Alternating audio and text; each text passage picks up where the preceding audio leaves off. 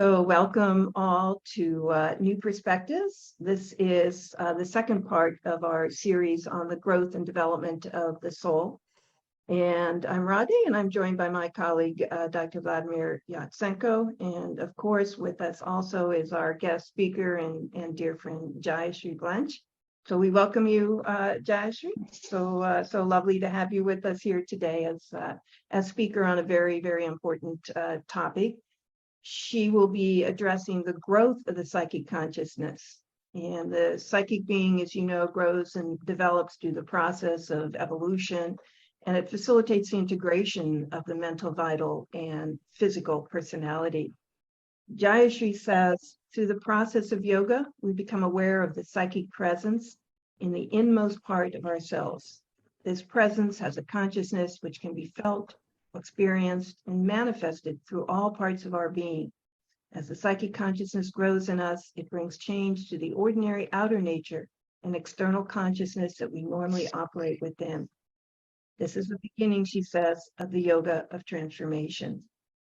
So let me give you a little bit of background on Jayashree. Jayashree was introduced to Sri Aurobindo and the Mothers Integral Yoga in 1996, where she lived in New Delhi, India. And she traveled to Pondicherry and stayed in Auroville for a short time. While in Delhi, Jayashree became a member of the Nasik Center and was trained by Amita Mehra as facilitator for presentations on personal transformation, based, of course, on Sri Aurobindo and the Mother's writing. Deeply interested in all forms of yoga, Jayashree trained in yoga teacher training and the Ayurvedic knowledge while in California. She has taught yoga of sleep and dreams apart from the yoga asana practice. She is an avid reader and student of literature and philosophy and has immersed herself now in the study of Savitri. She is also a teacher by profession. She was a high school teacher in Delhi, and she also worked in Montessori schools in the US. Jayashree and her husband, Robin Blanch, moved here to Fountain Inn several months ago and is an integral part of the LaGrasse Center, along with her sister Geetashree and Geetashree's husband, Swet. So we are pleased to have them all here in Fountain Inn and working with us at LaGrasse, and particularly pleased, Jayashree, that you've agreed to speak today on the psychic consciousness. So, and we also have James Anderson has just joined us, and James has been with us his last couple times and also a speaker several weeks ago. He is with Namaha, the Journal of Integral Health, and we also welcome you, James. Very nice to have you with us. With that, Jayashree, I'm going to hand it over to you and just also remind everyone if they have any questions or comments to please put it in the Q&A box, and Jayashree will get to them towards the end. Thank you. Thank you, Radhi. Namaste and welcome to everyone who is here participating in this very important topic, actually, growth of the psychic consciousness. It's a huge topic, a huge subject, and requires a lot of study, practice, contemplation, as we all know. So today what I'm trying to do is just skim the surface and touch some points, some salient features of the growth of the psychic consciousness, why we talk about it, what is its importance and significance, and how it helps us in daily life and in progress in yoga. At the end, I think we will have time for question and answers, so you can be ready with your questions. Now, the existence of the soul and its immortal nature has been spoken about through the ages in every religion and spiritual tradition.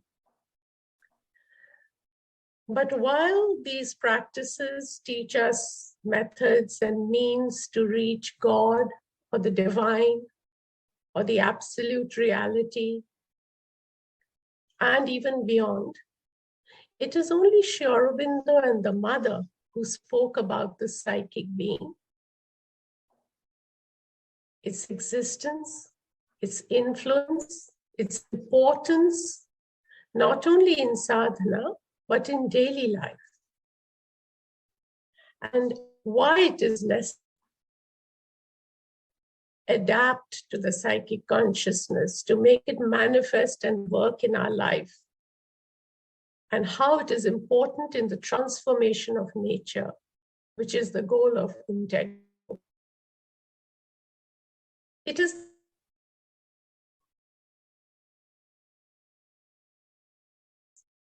the psychic, the inmost being within us. It is the true person that evolves, grows around the spark of the divine. The spark of the divine being the soul, and the psychic personality goes around it. It evolves and grows around through many lifetimes, through experiences. And when it is fully grown into a personality and matured, then it comes to the front through sadhana, only through the yogic process. It is brought to the front and it leads us to the divine nature. So yes, let's continue. So like I was saying, that the consciousness, therefore, our consciousness is confused and mixed. It is a mixed amalgam of the vital and the mental feelings and beliefs and desires. Sri Aurobindo talks about the 7 planes of consciousness, and we've already lost a lot of time. I'll go straight to the video, which is the next slide, please.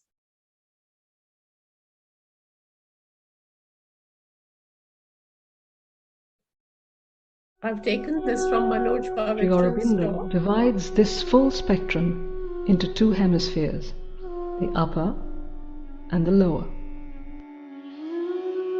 The upper half is our divine higher nature, the formless, eternal, and infinite existence beyond time and space. Blissfully conscious existence of oneness, the Satchidananda in Sanskrit. The lower hemisphere is formed by the 3 planes of mind, vital, and physical worlds in time and space. Between the 2 hemispheres is the supermind, linking both. It is the Mahas of Vijnana of the Vedic rishis. Thus, as a whole, there is a vertical hierarchy of 7 planes of consciousness.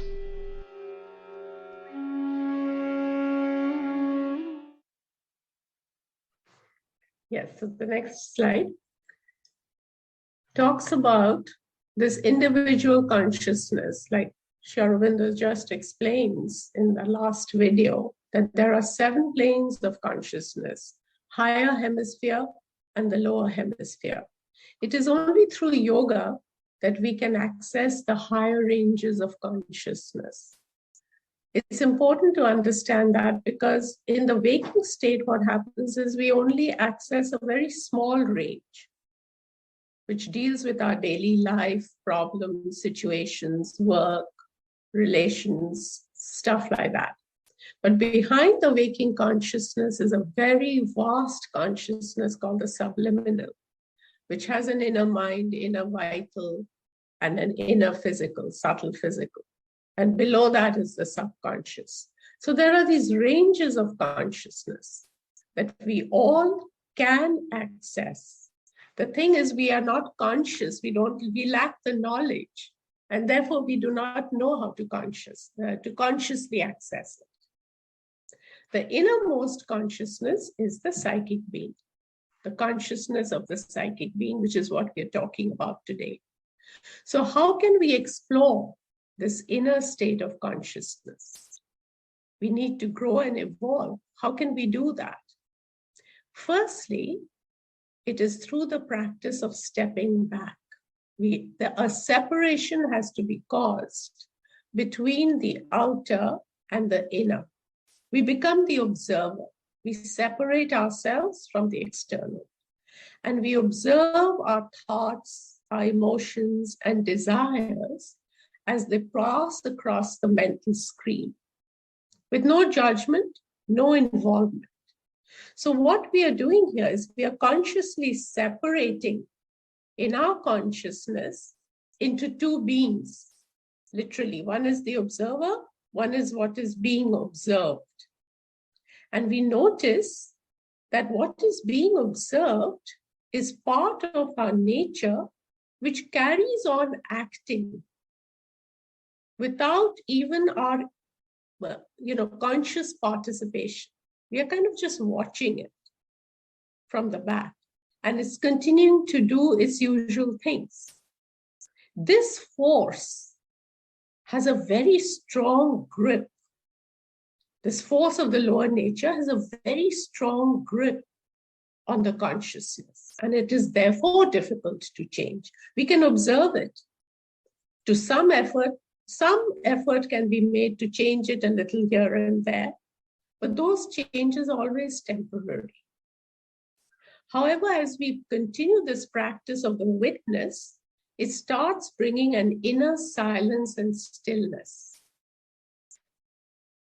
And we begin to observe and discern what are those parts of the nature that we need to change. That discernment comes from the psychic consciousness. Mind you, it is not our mental consciousness. It is an inner discernment which radiates out of the psychic consciousness. And it helps us to understand what in the nature we need to shift and what it is that we need to aspire for. So there is another movement that happens, which is the ascent and the descent. We aspire, that is called the ascent. It is a psychic aspiration. We aspire for a higher consciousness to come into our being and work upon the lower nature. This is the movement. This is the full movement. Another method is when we work with the 12 qualities. If we look at Mother's symbol, we will see the 12 qualities there radiating as soul powers.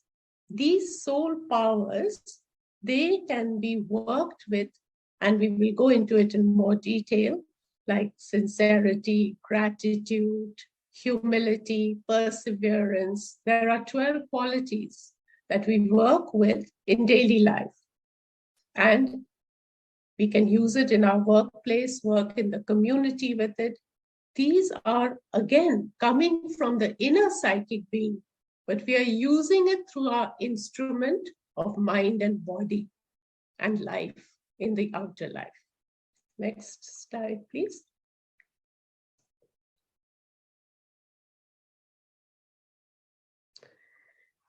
Now, the psychic consciousness, that is the outer consciousness, the individual consciousness. I'm dealing with the two kinds of consciousness first separately, and then we will integrate it. So the psychic consciousness is directly under the influence of the divine. It is the seat of the divine in the individual. And it is also our intermediary between the outer and the inner consciousness. So the psychic is between, it is the seat of the divine, but at the same time, it is also reaching out to the external. Its influence, like I said in the beginning, influences all the parts of our life. It spreads from within outwards. And as we work with the Mother's symbol qualities, sincerity, humility, as I said, we can sense the influence of the psychic. It develops in us through a discernment and then through a power to reject. It is important to discern and then to reject what is not needed in the nature anymore. And this power of rejection is also an influence of the psychic consciousness. Otherwise, it only remains a mental and vital exercise. When it comes from the psychic, then it works like purification in the nature. It purifies the nature and starts building it to integrate around the divine consciousness. Most people are unconscious of the psychic part within them, like, in the religion and other traditional spiritual traditions in the past, they spoke about the divine, but it is the Mother and Sri Aurobindo who made us aware that we can consciously participate in activating and manifesting the psychic being within us, which comes forth. It is the psychic being that comes forth when it is ready, and it overcomes all obstacles and delays and difficulties in our life and works towards spiritual transformation. Go to the next slide.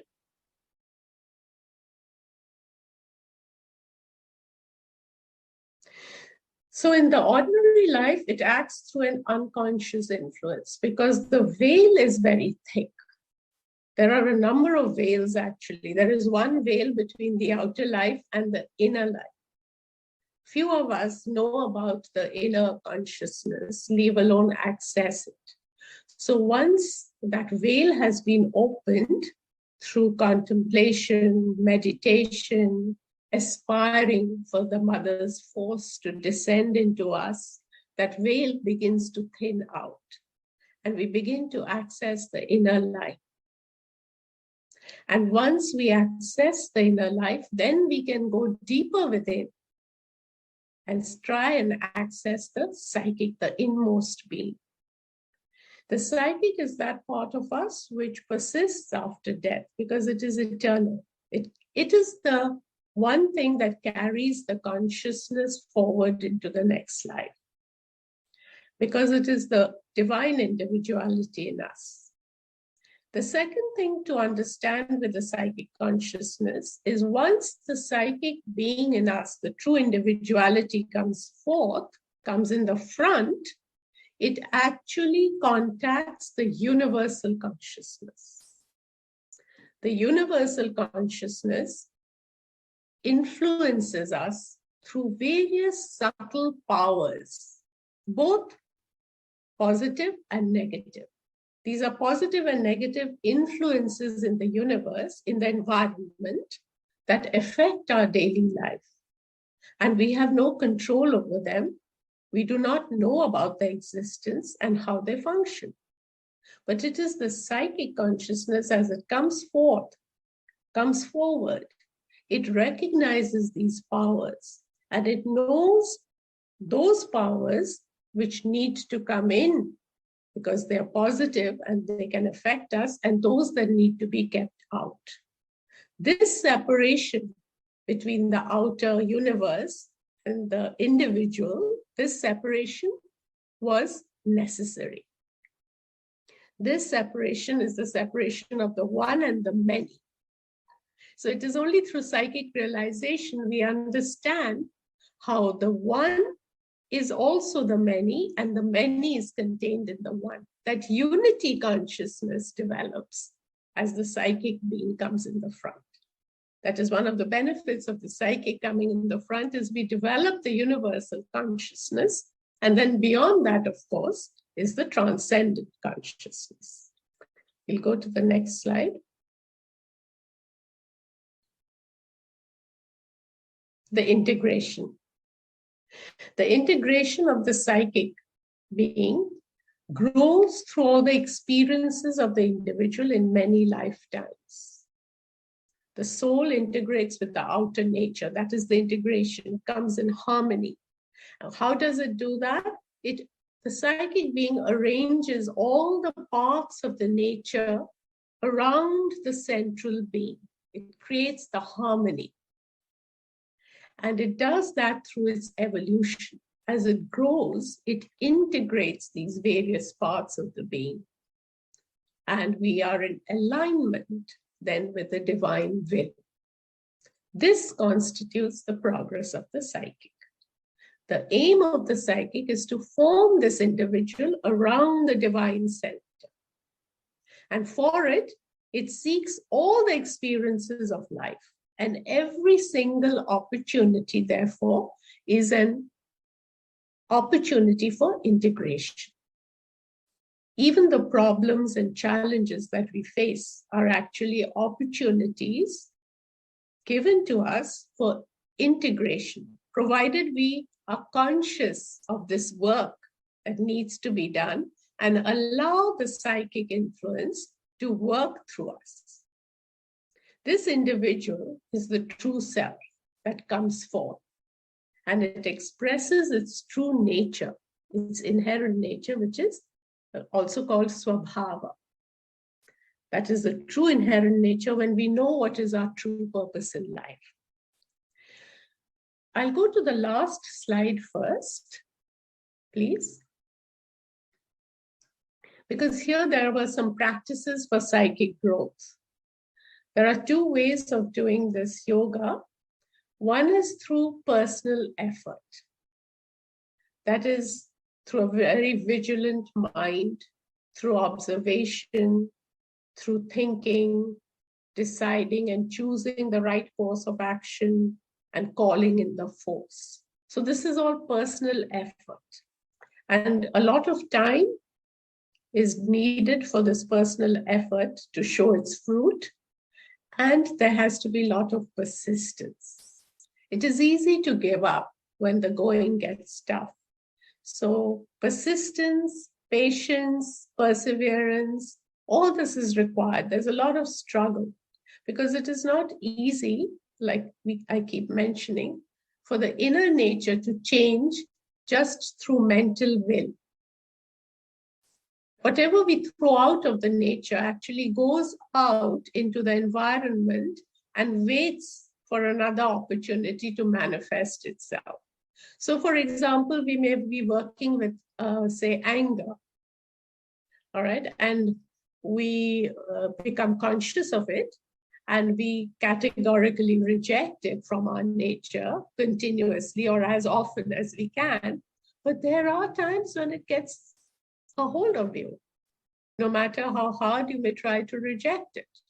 Or it goes and hides behind somewhere and waits to trigger your button when the opportunity, when you're vulnerable and you've let your guard down. So the personal effort required means a lot of struggle and extreme vigilance. It is better to go through the psychic being. The psychic being, its consciousness is open to the divine, and it's always calling to the divine to work in us. And obviously this higher power has complete control and has a will that is full of force and power to change what is not needed in the nature. It's developing that consciousness.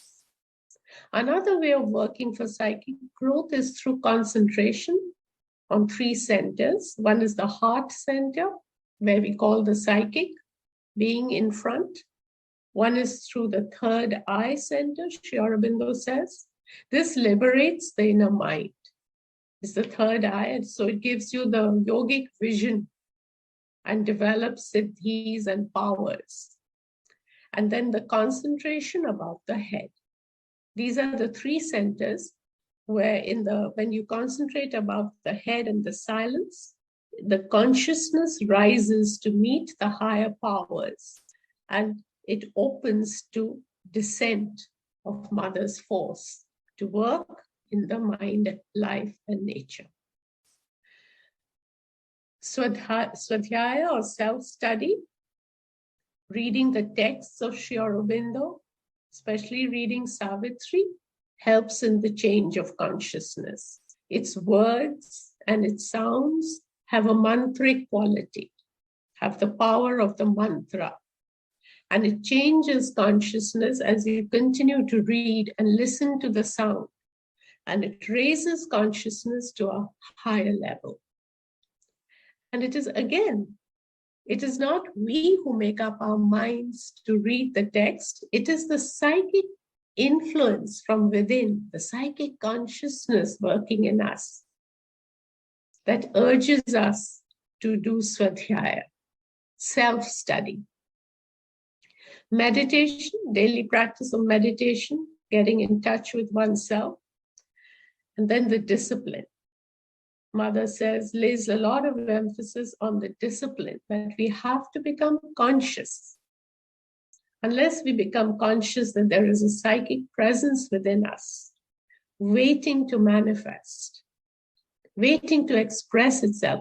It is always expressing itself. It's not waiting for our permission. It's always, but it's wanting us to become conscious of its presence so that when we become conscious, it can work with our cooperation. We are compatible to the growth.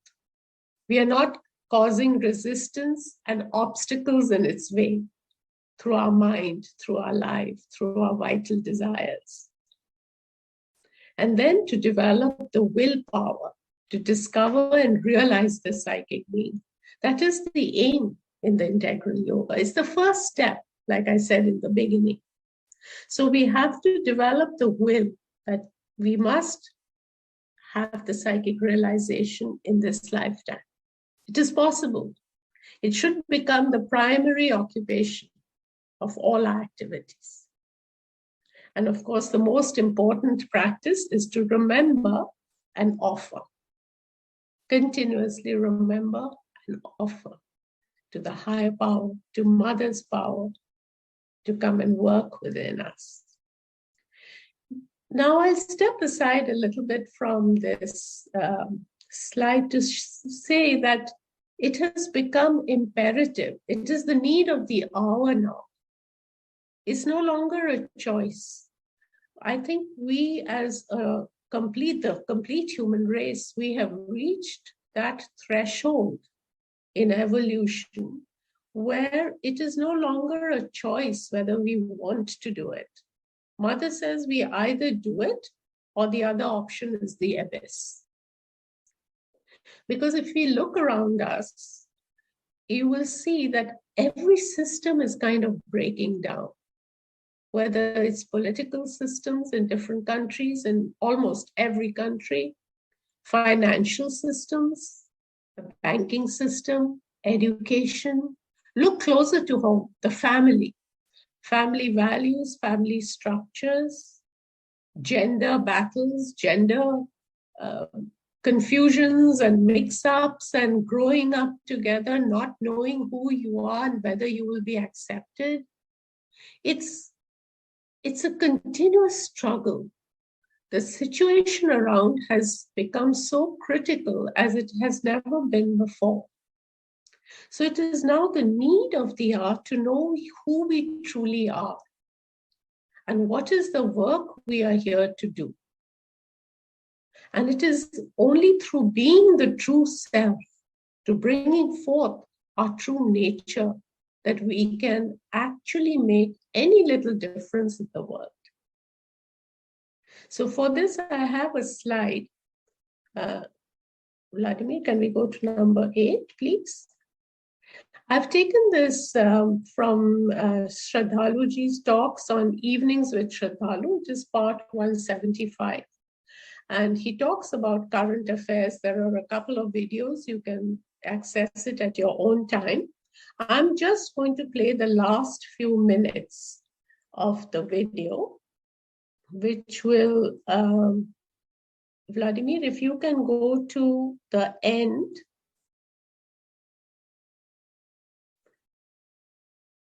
Yes, 1.40. And no one can take away from us, but you make 1.40. Go back to 1.40. Yes, right there. Right, no, 40. Little bit ahead. Yeah, there. Okay. Human beings, there is something unique which does not exist in the other worlds. Of this, the mother puts it in these terms. She says that in answer to a question, she says, Narada was a demigod, and on a commentary on an aphorism, she says he was a demigod. Seeing the human being, he could not see the spiritual content of Janaka. Why? Because he did not have a psychic being and therefore could not see the psychic in others. So I'm going to read that part, which is quite fascinating. How is it Narada was unable to see the soul? She says, to me it's very simple. Narada was a demigod, as we know, and he belonged to the overmental world and was able to materialize. Those beings don't have a psychic being. The gods don't have in themselves the divine spark, which is the heart of the psychic being, since only on the earth, I'm not even referring to the material universe, only on the earth was there the descent of the divine love that was the origin of the divine presence in the heart of the matter. And naturally, as they don't have a psychic being, they don't know, they have no knowledge of the psychic being. Some of those beings even decided to take on a physical body in order to experience the psychic being. Not many. And then she says, to be in contact with the soul, that is to say with the psychic being, you must carry in yourself a psychic being. And only men, the men of evolution, those issued from the terrestrial creation, possess a psychic being. All those gods are without a psychic being. It's only by coming down, by uniting with the psychic being of a man, that they can have one. But they themselves don't have one. So I want to come to this as our focal point. Whatever may be the circumstances, whatever the extent and the nature of the darkness, within us is the light. And if for them they need to push out that light to be able to do their mischief, that is the one thing they fear. If their entire technology is oriented towards suppressing that light, it's the one thing that can defeat everything in their agenda. This is our greatest strength, and it is the one thing that no one can take away from us, but you may give it away if you allow them to play you. But if you choose not to give it away, they can never take it from you. And so, become conscious of the divine presence within you. Become aware of its influence that fills you, and increasingly more and more aware.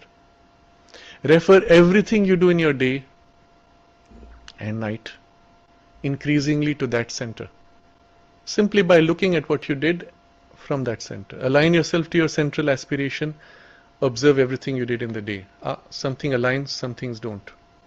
Some things resonate, some things dissonate. Observe, and automatically, bit by bit, things begin to align within your life more and more around this influence. This is our greatest gift as human beings, which even the gods of the higher worlds do not have, cannot have, for which they must take birth to experience. It makes the human being unique. It is also our greatest protection, because from that center of light within us, which we are, not we have, we are truly, we have also the direct link, the contact and the recognition of the divine presence. To the psychic being, it knows itself a child of the divine mother. It knows itself a part of her, and therefore nothing can ever extinguish it. In itself, it is a center of immortality. You know yourself eternal, and then you can face the whole world without fear, because nothing out there can extinguish it. They can harm the body, they can harm the mind, these are layers. They cannot harm you, and you are immortal. On the other hand, the light of the psychic being, as it glows even a little bit, drives them away. They fear it, because it may awaken their psychic being. It may cut through all their programming. It's the one thing they fear. So the one thing which will change everything in the world today, in the balance, is the awakening to the light within you. And therefore this is the one thing we should all consciously work for within ourselves, to the extent possible reflecting it in the lives around us, in those around us. And if in our relationship with them, in our interaction with them, something of what we have touches, reflects, it evokes and helps them come out. Again, I look at the example of Ronald Bernard. He says after coming out, it took him 10 years to undo, to reverse. And somehow that was the shock, where the psychic influence suddenly came forward and reversed the whole movement. It took about 10 years for him to heal, or maybe more. But today he says he is healed. Why is he healed? Despite having the most traumatic childhood, from childhood onwards, and having done the most horrible things. Why could he be healed? Because the psychic being within you is the one thing which can heal everything. It is the one thing which can bring back the harmony. It is one thing which can bring back the divinity and dissolve, dissipate all darkness, all clouds, all ignorance. And this light is inside you. There's nothing more important for your life, for the future of humanity, than awakening to this light, to this presence, to its influence at the very least. Give yourself time every day, whatever form it is. Read something beautiful which aligns to your heart's, soul's aspiration. Do something which expresses that aspiration. Speak some words. Interact with someone, some book, something which nourishes your soul's aspiration. It can be for 5 minutes. How much time do you spend to eat food to nourish your physical body? Take out 5 minutes to nourish the soul and to invite its influence to fill your life. Whatever the circumstances of the world, all this can be dissolved, will be dissolved by this effort that all of us will make.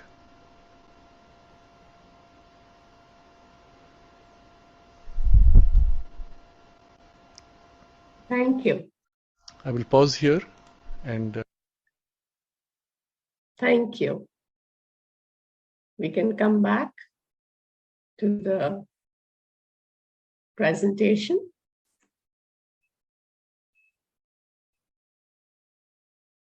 So yes, that was the presentation.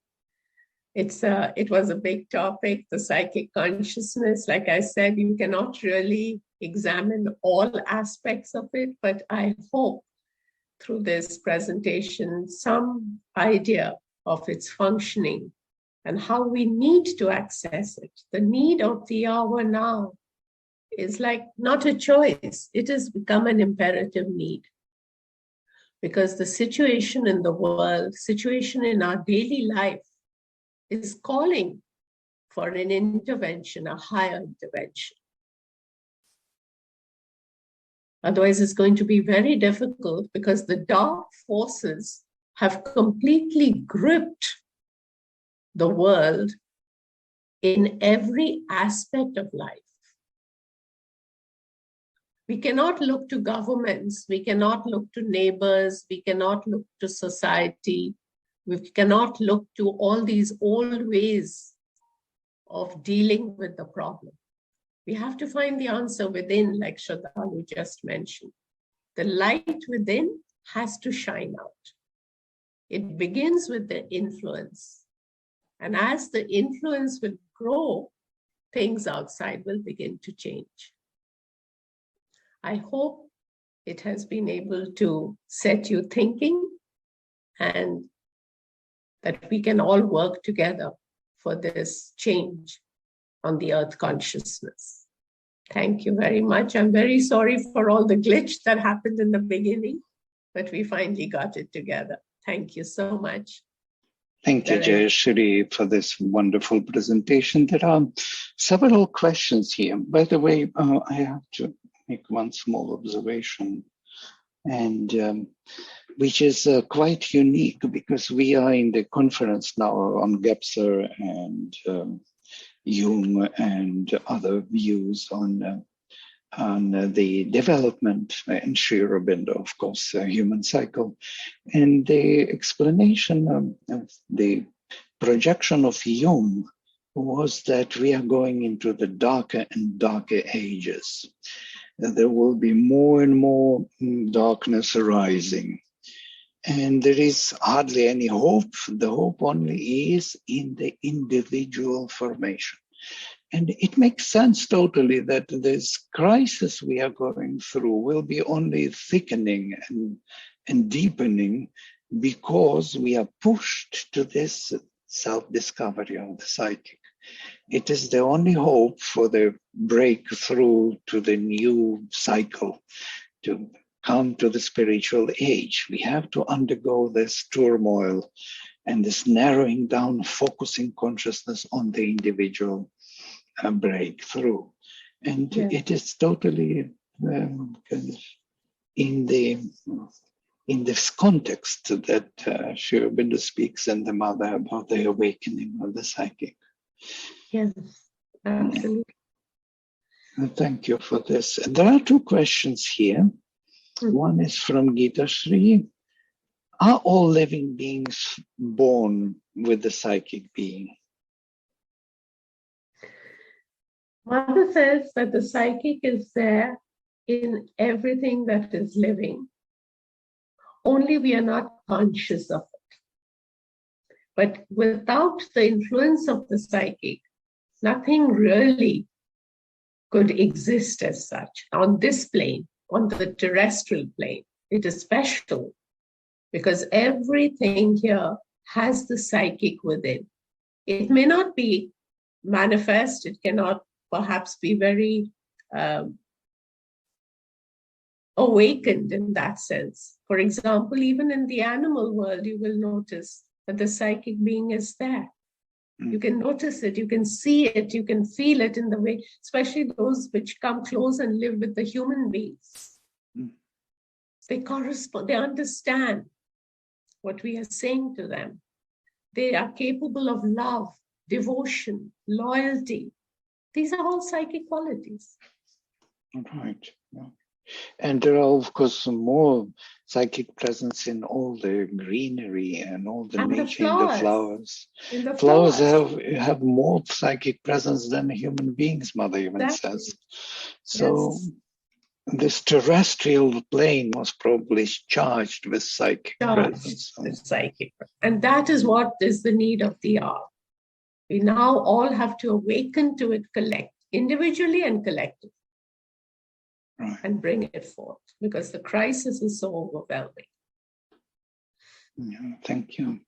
So there is another longish question, several of them. How does the psychic being put its influence over a person with ordinary or lower consciousness? That's number one. Then number two, we do not see any change in the behavior of that person for years or even during the whole of his life. So we feel that the person is ruled by his lower nature, not by the psychic being. So what type of influence does the psychic being have upon a person of ordinary or lower nature? Well, that's a very good question. I think we've all struggled with that question. The psychic being casts its influence all the time. Lower nature is all the time not immune to the psychic influence, just because it's the lower nature. What happens is, as the psychic light tries to come through the lower nature, the influence of its instruments, the physical instruments, the mind, the life, and the physical state, the conditions under which the physical is, the circumstances, its own physical being, how it has been molded and conditioned, its vital, its feelings, impulses, desires, its individual ego, and the mind with all its biases, preferences, prejudices, all come in the way of the psychic light. They grab the light, it is said in the Vedas, they grab the light and they distort it and they express it through their personal preferences. So it seems like nothing has changed in the lower nature, that we are continually repeating our bad habits and our negative tendencies and causing disturbance to everyone around. But the psychic influence is always there. Only thing, it has been distorted because the psychic is weak. The influence of the psychic is weak in such natures. And Sri Aurobindo says, a weak psychic creates a lot of problems to the individual in his outer nature.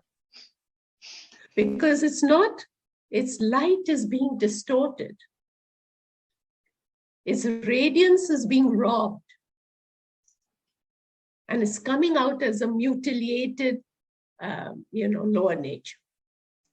So it's not as though nothing has changed. It will take many, many, many, many lifetimes of experience, ordinarily, for that to change.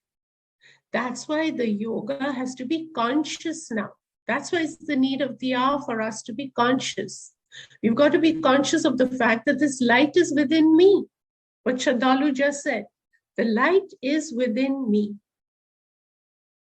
And I can consciously collaborate with it, believe in it, and allow its radiance to come forth. How do I do it first? First, I believe in it. Then I aspire for it. I learn to go within. Instead of all the time living in the outer nature and the surface, environment and doing things all the time externally and blaming this one and that one, let's start going within and seeking deep within us for that spark. As we aspire for it, the more we aspire for it, the more it grows. But the work is long. Like I said, either with personal effort, it will take a very long time. And there'll be many ups and downs. So it seems only through yoga and sadhana, the need arises to change the nature. The discernment comes in the mind that I've got to change this. And then you begin the process. Okay. There are a few more questions. In a collective, some are more conscious and open to the psychic, and some are not. How can those who are more open to the psychic spread this ability to those who are not, so that we see a transformed society? That is where the importance of satsang comes in. We have to constantly seek the companionship of those people who we feel their psychic is more in the front. We sit with them, we exchange ideas, we learn from them. That's why we have these retreats. Lagras hosts these retreats where we have these people who come and share with us their psychic light. It is awake in them, and we are aspiring towards that. So when you interact with such people, the light by osmosis, it comes through to us too. So one is through satsang, another is through reading. Reading the works of Sri Aurobindo and the mother creates that consciousness. For my own self, I know reading Savitri has helped me a lot. Listening to people who teach Savitri, listening to them, reading it myself daily, self-study, swadhyaya is important. Mother's music, listening to music, meditation, daily to aspire. Mother says, even for a few minutes every day, just take time. Like Shraddhalu said, if you take so much time for eating, just take 5 minutes away. Keep 5 minutes little separate just to go within. So there are various methods that have been given to us, and we need to start using them diligently and consciously. Thank you. There are a few more questions. Let me read. In your presentation, you mentioned 2 ways to do yoga. The first is personal effort. What is the second? Have I misunderstood? The second is the psychic way. And in the psychic, where we, work towards bringing our nature in closer collaboration with the psychic being, allowing that true self to emerge. And for that, there were 3 centers that Sri Aurobindo gave us. One is through meditation in the heart, not the physical heart, not the desire soul, but the true heart behind the desire soul. So that is a meditation in the heart. And if you look at the sunlit path, or you look at conversations with the mother, there are many exercises living within. These are compilations where mother has given the practices, how to do that. So that is one. The other is through concentration in the third eye center, where you open up the inner mind and the inner willpower. And the third is the above the head, bringing in the silence and opening to the higher power. So these are the 2.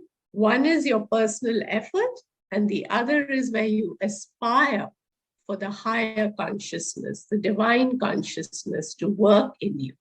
And for that, there are 3 occult centers: the heart, the third eye, and above the head. Thank you. There is one more question. If one psychic comes to the front by yogic practices, is there any possibility it may go back again behind the veil with influences from the vital and mind? Yes, absolutely. That's what does happen in the beginning, in fact, is the psychic comes in the front and then it goes back because the outer circumstances are so overwhelming and because the lower nature completely hasn't transformed. So it gets taken back to its old habits and old tendencies. Like in Savitri, Sri Aurobindo says that we cannot bear too much of the light. We yearn again for our old habits because those are familiar, tried, tested. They're like our best friends. So we want to go back to them. And that is natural in the beginning. And then but then we aspire. And the second thing that happens is that when we go back to that lower nature, we carry the light with us there. That is why we go back to the lower nature. Because all that is unconscious in us aspires for the light, the little light that we got through our psychic coming in front for those few moments. That light, the lower nature also seeks. So it pulls us down. But when we go down, so to say, into the lower nature, I'm speaking metaphorically, we carry the light with us. And the lower nature actually gets transformed. Again, we are not aware of the process. Because the light goes into the darkness there, it happens in Savitri, when Savitri is conversing with death, you can see how death is beginning to get transformed because of the light within her. So it is the light within us. Everything is happening inside us. So the lower nature gets transformed a little, and then we come back and we have another psychic moment. And then again we go down. So that is how the lower nature gets transformed with the light. So it's a two-way process. I hope that answers the question. Thank you. Thank you so much. So basically, these are all the questions answered. Thank you for your beautiful presentation. And thank you. Thank you, everyone. Thank you, and Radhe, for giving me this opportunity and all the support, Vladimir, with your help. You've been a great, great help today. Otherwise, there was a moment when there was a little doubt whether this will happen today. I just prayed, Father. The darker forces wanted to stop our psychic beaming through, but they couldn't. Thank you. Thank you. Thank you so much, Josh. It was a beautiful presentation and so clear and concise. And, I think I just wanted to mention also in there is this, that not to ever forget that there's always grace, right? That no matter whether we're trying or aspiring or not, there's this chance that if we open to grace, that it alone can also help this light come forward. And when we least expect it, maybe when we're least aspiring. So grace also plays, I think, a very important role in this whole process, and an important one. Absolutely. And everybody in the Q&A is saying thank you, namaste, thank you so much, Jayashri. So your talk was very much appreciated by everybody. Thank you. Thank you. I'm humbled. Thank you. Namaste. Namaste.